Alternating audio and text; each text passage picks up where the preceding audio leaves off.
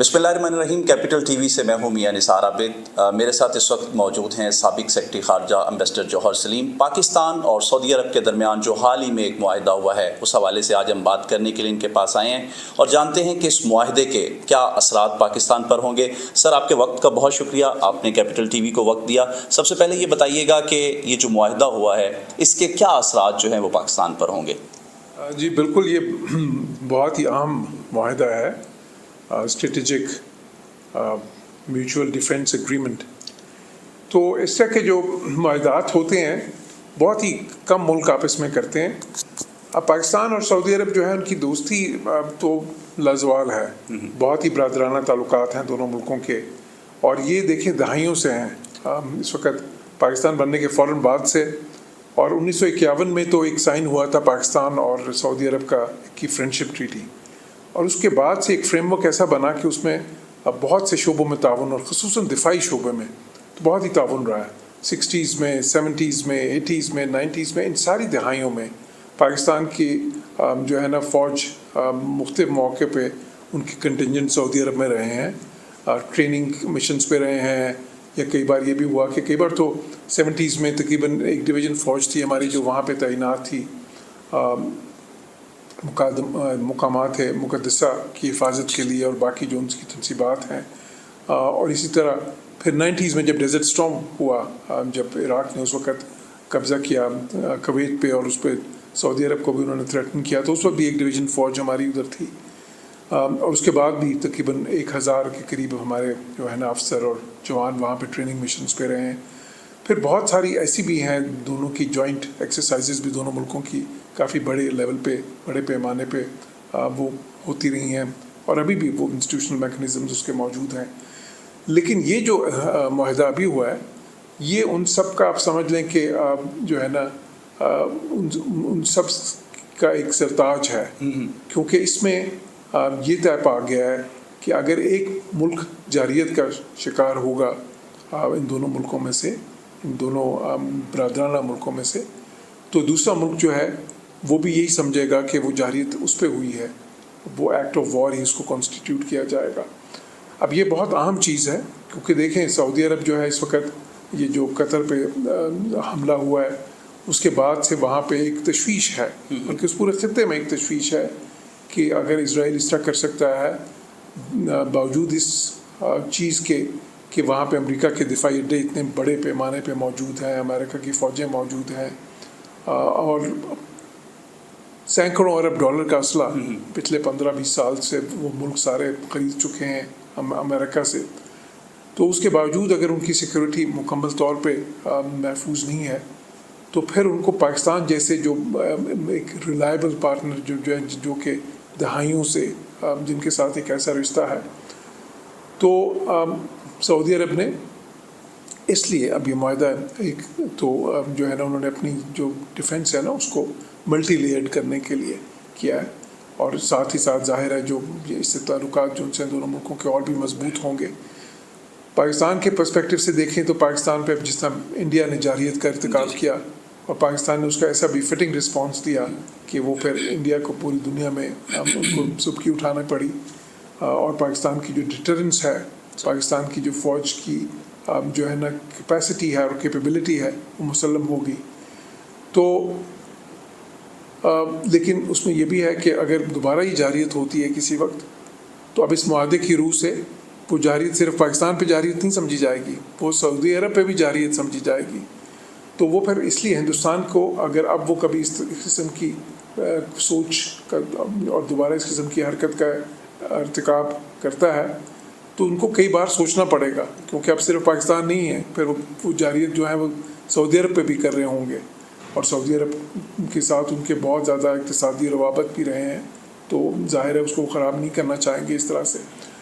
تو یہ معاہدہ اس لحاظ سے نہ صرف دونوں ملکوں کے لیے بہت اہم ہے اور دونوں ملکوں کی جو سیکورٹی ہے اس کو انہینس کرتا ہے, بلکہ اس خطے میں بھی, ہمارے خطے میں بھی, اور جو GCC کنٹریز ہیں اس خطے میں بھی, وہاں پہ بھی امن و سلامتی کو بڑھاتا ہے. لیکن اس طرح کے جو معاہدے ہوتے ہیں ان کا مقصد یہی ہوتا ہے جارحیت کو روکنا. یہ ڈیفنس کی طرف ایک معاہدہ ہے, یہ کسی طرح بھی اوفینسو نہیں ہے معاہدہ جو ہے, جو ہے اس کا مقصد جو ہے وہ ڈیفینسو کیپیبلٹی کو بڑھانا ہے. تو میں سمجھتا ہوں بالکل یہ ایک مائل سٹون ہے دونوں ملکوں کے، پاکستان اور سعودی عرب کے جو برادرانہ تعلقات ہیں اس میں، اور اس کو جس کو کہتے ہیں نا اس کو اور بھی بہت زیادہ بوسٹ دے گا. امبیسڈر صاحب، یہ جو دفاعی معاہدہ ہوا ہے پاکستان اور سعودیہ کے درمیان، کیا اس کے بعد یہ کہا جا سکتا ہے کہ سعودیہ بھی اب جو ہے وہ ایٹمی طاقت بن گیا؟ دیکھیے، پاکستان ایک ایٹمی طاقت ہے اور دنیا میں ظاہر ہے 6-7 ملک ہیں جو ایٹمی طاقت ہیں. کچھ ڈکلیئرڈ ہیں، کچھ جو ہیں بیسیکلی ایسے بھی ہیں جو انڈکلیئرڈ ہیں، جس طرح اسرائیل ہے. جی جی. اب پاکستان کی جو نیوکلیئر صلاحیت ہے وہ ظاہر ہے اس سے ہماری جو دفاعی صلاحیت ہے وہ بہت زیادہ بڑھ جاتی ہے. اب سعودی عرب کا جہاں تک تعلق ہے تو انہوں نے نیوکلیئر کیپیبلٹی نہ کبھی ایکوائر کی ہے، نہ کبھی کوشش کی ہے اس کی. لیکن پاکستان کی جو دفاعی صلاحیت ہے جس میں نیوکلیئر صلاحیت بھی شامل ہے، تو اب اس طرح کا معاہدہ ہونے کے بعد وہ ایک قسم کی جو وہ امبریلا ہے وہ جو سی ہے، ظاہر ہے وہ اس حوالے سے کہ وہ امن و سلامتی بڑھائے. کیونکہ پاکستان کی جو نیوکلیئر صلاحیت ہے اس کا مقصد یہ نہیں ہے کہ کسی کو مطلب اس کو کسی کو اور کی جو ہے نا سلامتی کو خطرے میں ڈالنا ہے. اس کا مقصد تو یہ ہے کہ جو ہماری امن و سلامتی ہے اس کو ہم نے انہانس کرنا ہے. تو ہماری نیوکلیئر صلاحیت سے سعودی عرب کی جو امن و سلامتی ہے وہ بھی بڑھے گی. تو اس لحاظ سے جو ہے نا سعودی عرب جو ہے جس طرح کہ ان کے ساتھ ہمارے تعلقات ہیں، ان کی امن و سلامتی جو ان سی ہے اس کی حفاظت کرنا جو ہے ہم سمجھتے ہیں کہ وہ بالکل جو ہے نا ہمارے انٹرسٹ میں ہے.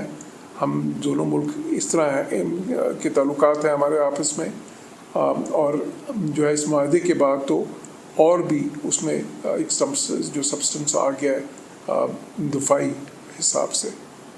اچھا، یہ جو معاہدہ ہے امبیسڈر صاحب، اس میں اب انڈیا اور اسرائیل کا سٹانس آپ کیا سمجھتے ہیں، وہ کیا ہوگا؟ اور اس کے ساتھ ہی یہ بتائیے گا کہ جو امریکہ ہے وہ اس معاہدے کو کس نظر سے دیکھے گا؟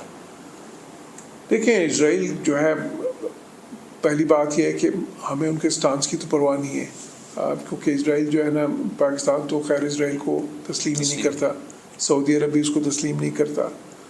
لیکن ظاہر ہے وہ ملک جو ہے ایک حقیقت تو ہے. اب جس طرح کی وہ حرکتیں کر رہے ہیں، پاکستان بھی یہ سمجھتا ہے، سعودی عرب بھی یہ سمجھتا ہے کہ اسرائیل جو ہے وہ غزہ میں جو ظلم ڈھا رہا ہے، اور اس کے علاوہ جو باقی ملکوں پہ جس طرح جارحیت کا جو ہے وہ ارتکاب کیا ہے، اس میں دیکھیں 7 ملکوں پہ اسرائیل نے اٹیکس کیے ہیں پچھلے 2 سال میں. تو ہم سمجھتے ہیں کہ اس سے پوری جو ہے نا خطے کی جو مڈل ایسٹ ہے پورا، اس کی امن و سلامتی کو انہوں نے جو ہے بہت زیادہ خطرے میں ڈالا ہے. اسی طرح اگر ہم اپنے خطے میں دیکھیں تو اس میں بھی اسرائیل اور انڈیا کے جو تعلقات ہیں آپس میں، اور جس طرح کہ ان کو دفاعی کوآپریشن رہا ہے، ہم سمجھتے ہیں کہ اس سے اس خطے کی جو امن و سلامتی ہے اس کو بھی خطرہ ہے. 50 ممالک کا ایک بلاک بنا تھا، اسلامی ممالک کا. اس دفعہ جو ہے وہ ہمارے پاکستان کے جو سپہ سالار ہیں انہوں نے اس کو لیڈ کیا ہے اور ایک معاہدہ کیا ہے، تاریخی معاہدہ اس کو کہا جا سکتا ہے. تو آپ سمجھتے ہیں دیگر جو اسلامی ممالک ہیں ان کو مل کے بھی اس طرح کا ایک بلاک چین بنا کے جو ہے اسرائیل اور جو دیگر ہمارے ممالک ہیں ان کے خلاف یکجا ہو جانا چاہیے؟ دیکھیے، جس بلاک کی آپ بات کر رہے ہیں وہ مختلف تھا. وہ 34 ملکوں کا ایک جو ہے نا جو ہے دفاعی تعاون کا ایک معاہدہ تھا، جو